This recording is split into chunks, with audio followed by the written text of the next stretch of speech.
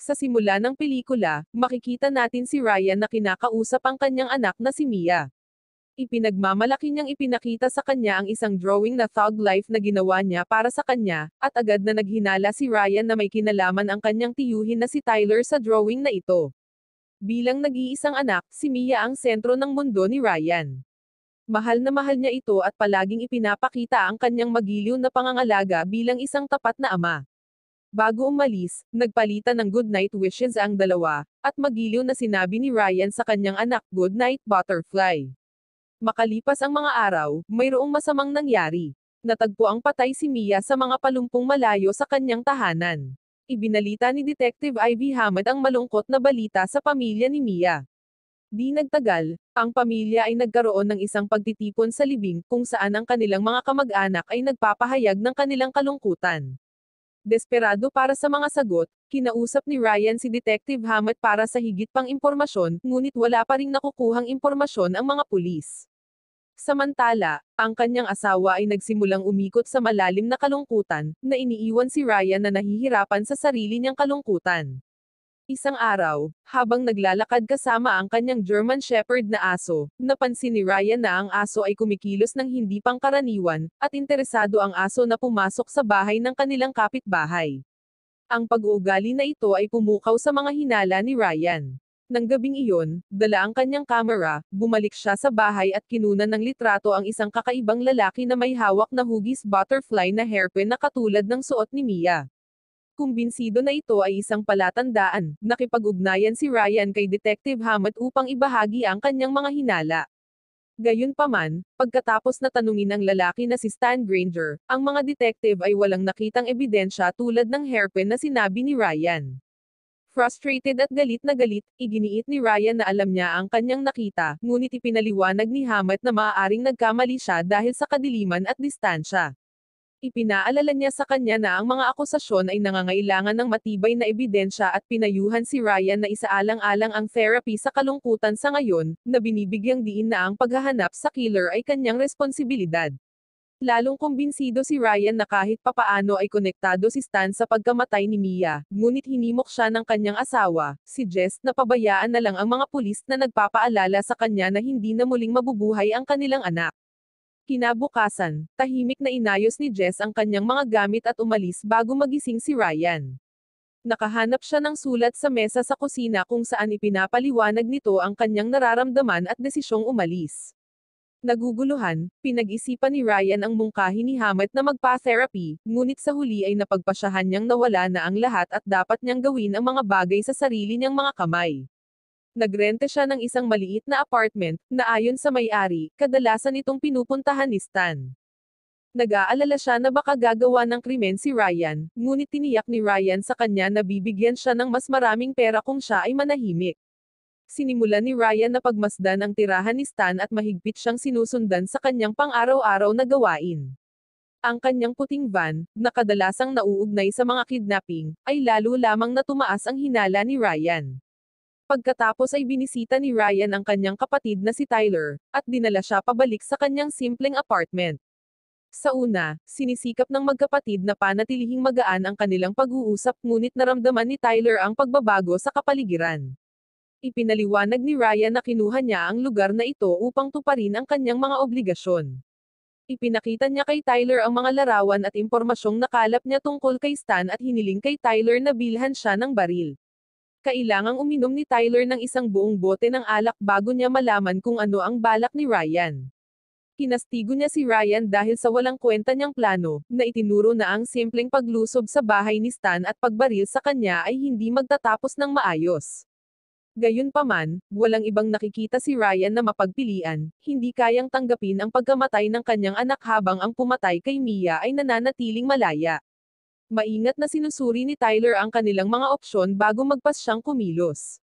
Bumalik si Ryan sa bahay ni Stan ngunit napansin niyang sarado na ang lahat ng mga bintana ng bahay. Habang paalis siya, nakita niya si Tyler na naghihintay sa malapit at sumama sa kanya. Kinumpirma ni Tyler na si Stan nga ang mamamatay tao, at magkasama silang nagsimulang bumuo ng isang plano. Nagpasya silang ipakita na parang umalis si Stan sa bayan sa pamamagitan ng paglagay ng tiket ng tren sa loob ng kanyang bahay. Naghahanda din sila para sa tamang pagtatapon ng katawan. Pumayag si Tyler na ibigay kay Ryan ang baril ngunit kailangan muna niyang sumang-ayon sa kanyang plano. Bilang ninong ni Mia, naniniwala si Tyler na ito ang tanging paraan upang manahimik si Ryan at mamuhay ng normal pagkatapos nito. Naghahanda ang dalawang magkapatid para sa gabi. Inabot ni Tyler kay Ryan ang baril. Sa loob, nakaupo si Stan na may dalang baso ng gatas. Upang akitin siya sa labas, sinimulan ni Tyler na katukin ang basurahan. Nang lumabas si Stan para mag-imbestiga, agad siyang pinatulog ni Tyler. Dinala nila ang walang malay na si Stan sa kanyang basement, tinatakpan ng dingding ng mga plastic sheet, inilagay siya sa isang upuan, at itinali ang kanyang mga braso. Sa huli ay nagkamalay si Stan at nakita niya si Ryan. Itinanggi niya ang pagiging isang mamamatay tao, ngunit kinumprante siya ni Ryan tungkol sa butterfly hairpin na nakita niya sa mga kamay ni Stan noong gabing iyon. Itinanggi muli ito ni Stan at sinabi niya kay Ryan kung paano hinalughog ng mga detective ang kanyang bahay at wala silang nakita, iginiit na siya ay inosente.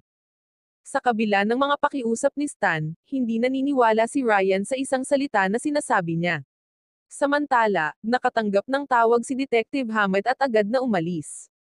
Patuloy na pinipilit ni Ryan si Stan na aminin ang pagpatay, ngunit patuloy itong itinatanggi ni Stan.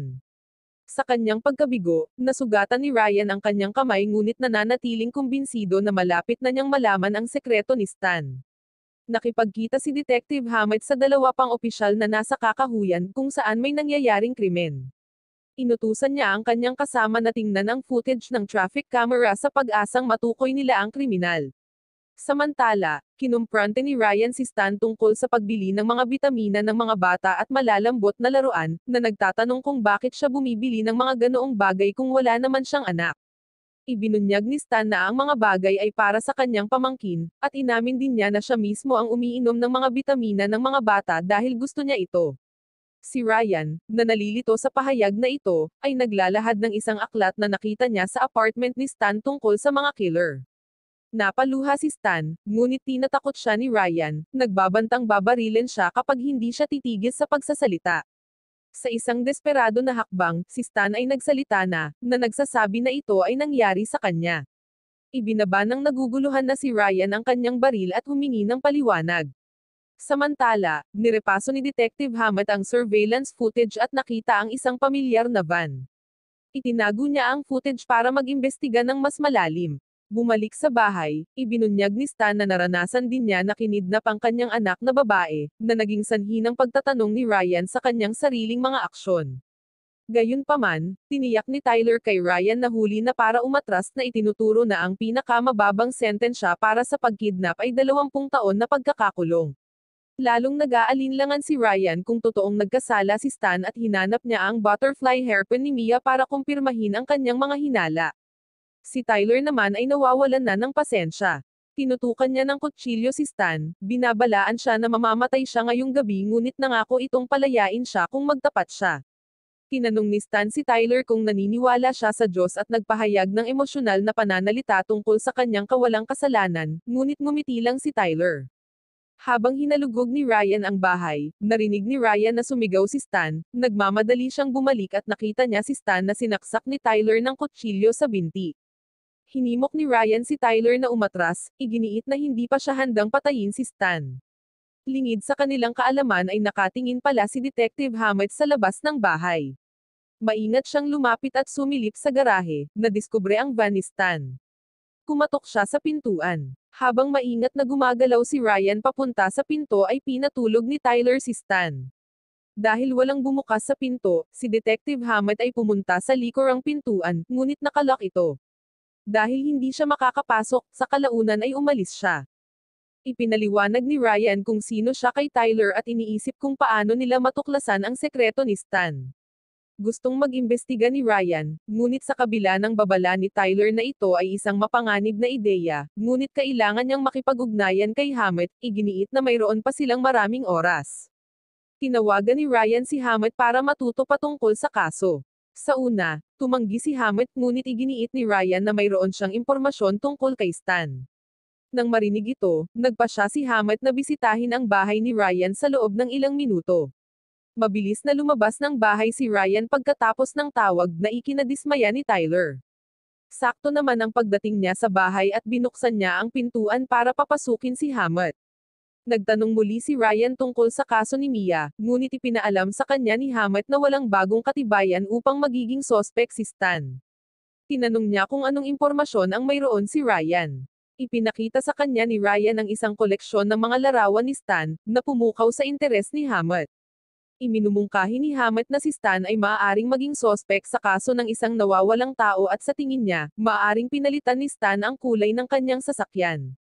Pagkaalis ni Hamet, pinanood ni Ryan ang balita tungkol sa pinakabagong nawawalang babae. Samantala, nilapitan ni Hamet ang kanyang superior upang ipahayag ang kanyang mga hinala tungkol sa pagkakasangkot ni Stan sa kaso, ngunit iginiit ng kanyang senior na maghanap ng higit pang patunay. Pumunta si Ryan sa bahay ni Stan at ipinakita kay Tyler ang isang video tungkol sa pinakabagong nawawalang babae. Sinuri ni Ryan ang van ni Stan at napansin ang mga senyales na pinalitan ng kulay ang sasakyan. Napagtanto din niya na isinara ni Stan ang lahat ng mga bintana ng kanyang bahay noong araw na nawala ang babae. Gusto ni Tyler na harapin kaagad si Stan, ngunit hinihimok ni Ryan ang pag-iingat, umaasang makumbinsi si Stan na umamin. Nag-text si Ryan kay Hamet tungkol sa repainted na van at sinabihan niya si Tyler na umalis bago dumating ang mga pulis. Tumanggi si Tyler, kumuha ng martilyo, at hinarap si Stan tungkol sa natuklasan nilang ebidensya. Sinabi ni Stan na pininturahan niya muli ang kanyang van upang maiwasan ang kalawang at itinanggi ang pagkakasangkot sa sinuman sa mga nawawalang babae. Hindi kumbinsido, tinanggal ni na Tyler at Ryan ang sapatos ni Stan at ginamit ang martilyo upang durugin ang kanyang paa. Sa kabila ng sakit, sinimulan ni Stan ang pagbigkas ng mga talata sa Biblia habang sinisigawan siya ni Tyler. Dahil doon, tumigil ang magkapatid. Habang determinado si Ryan na tulungan at hanapin ang nawawalang babae, naniniwala si Tyler na nasa mapanganib silang sitwasyon at hindi nila kayang saktan o papatayin si Stan sa ngayon. Humingi ng paumanhin si Ryan kay Tyler sa pagsali sa kanya sa sitwasyon at hiniling sa kanya na umalis, ngunit tumanggi si Tyler. Inaako ang responsibilidad at iginiit na manatili sa tabi ng kanyang kapatid. Nagbibiruan sila na naghihintay na sa kanila ang bilangguan. Nagising si Hamet, nakita ang text message ni Ryan, at nagmamadaling lumabas ng kanyang apartment. Samantala, hindi sinasadyang na-trigger ni Tyler ang isang trapdoor sa ilalim ng desk, na nagpapakita ng isang case na naglalaman ng mga clip ng buhok ng mga babae, kabilang ang butterfly clip ni Mia. Mabilis na lumapit si Ryan, at nang makita ang clip, ang magkapatid na lalaki ay napaluha. Sa loob ng case, nakakita rin sila ng isang libro na may mga larawan ni Mia at iba pang mga babae. Dahil sa galit, sinubukan ni Ryan na sakalin si Stan hanggang mamatay, ngunit nakialam si Tyler.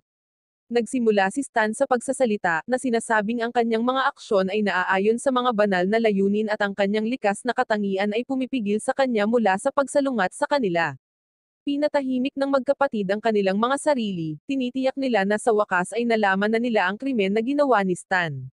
Nagpasya silang tumawag sa 911 para sa tulong at ipagpatuloy ang paghahanap sa nawawalang babae.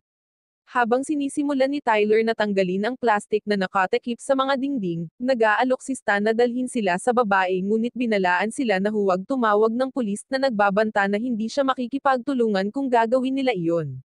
Ipinahayag niya ang kanyang takot sa paggugol ng buhay sa bilangguan kasama ng mga therapist na sinusuri ang kanyang pag-iisip, at nagmumungkahi na ipagpalit ang buhay ng batang babae para sa kanyang pagtakas. Ang magkapatid ay umalis sa silid upang isaalang-alang ang kanilang mga pagpipilian. Nagsimulang mag-isip si Ryan na ang pakikipag-ugnayan sa pulisya ay hindi mahusay na hakbang kung nais nilang iligtas ang babae. Nagpasya silang itapon si Stan sa kanyang sariling van, na nagbabala sa kanya na tuparin ang kanyang pangako.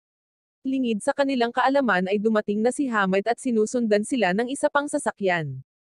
Habang nagmamaneho, inamin ni Stan ang pagpatay sa 5 pang bata at sinisikap niyang unawain ang sakit ng damdamin ni Ryan at ng iba pang mga magulang. Nagsimula siyang magreklamo tungkol sa labis na populasyon, na sinasabing ang ilang nawalang buhay ay walang kahulugan kumpara sa mas malalaking hamon ng sangkatauhan. Sa kalaunan ay dinala niya sila sa isang sira-sirang bahay, na sinasabing ang nawawalang bata ay nasa itaas na palapag. Habang nakatutok ang baril, pilit na pinaakyat ng magkapatid si Stan sa madilim na hagdan. Sa labas, palihim na lumapit si Hamet sa bahay. Inakay ni Stan ang magkapatid sa silid kung saan di umano ay nakakulong si Clara habang si Tyler ay nakatutok sa kanya ng baril.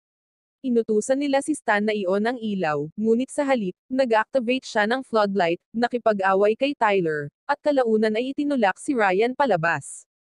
Pagkatapos ay gumamit si Stan ng tubo para mawalan ng malay si Tyler, na nagpapahintulot sa kanyang sarili na makatakas. Sa labas, nakita ni Hammett ang kaguluhan at inilabas ang kanyang baril. Narinig ni Stan ang pagtatangka niyang pumasok sa bahay at itinutok ang kanyang baril sa pintuan. Habang papalapit si Hammett, binaril siya ni Stan, bumagsak siya sa lupa. Nagkamalay si Ryan matapos marinig ang boses ni Mia na humihimok sa kanya na bumangon. Muli siyang pumasok sa bahay at inatake si Stan, na naubusan na ng bala. Nagpupumiglas sila kung saan si Stan ang nangibabaw at sinubukang sakalin si Ryan. Gayunpaman, nagawa ni Ryan na makawala. Inatake din ni Tyler si Stan, ngunit gumanti si Stan ng maraming saksak. Nang malapit nang tapusin ni Stan si Tyler, hinarap siya ni Ryan, itinulak at pinatay si Stan gamit ang isang piraso ng kahoy. Nang malaman na buhay pa si Hammett, isinugod siya ng magkapatid sa ospital. Naalala ni Tyler ang isang banyo sa basement ni Stan na hindi pa nila nahalugog.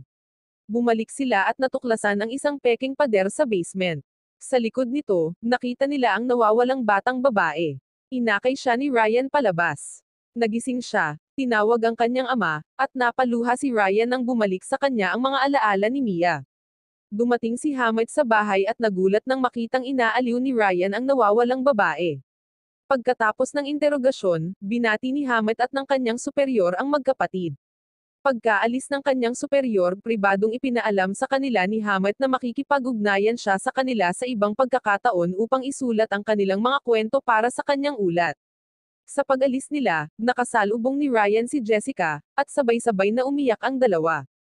Ang traumatikong karanasan ay patuloy na bumabagabag sa magkapatid. Pagkalipas ng mga araw, nag-usap ang magkapatid sa telepono, na nagsasabi na hindi nila nararamdaman ang pagiging bayani na ipinakita sa kanila ng media. Kinabukasan, nagising si Ryan, tinawag si Jessica, at natuklasan ang isang tala na nagpapakita ng kanyang pagbubuntis. Pumunta siya sa silid ni Mia upang sa wakas ay magpaalam, at sa mabigat na puso, nagpaalam siya sa kanya, na nagsasabi, "Goodbye Butterfly." Wow naman! Doon nagtatapos ang pelikula mga idolo, salamat sa inyong panonood.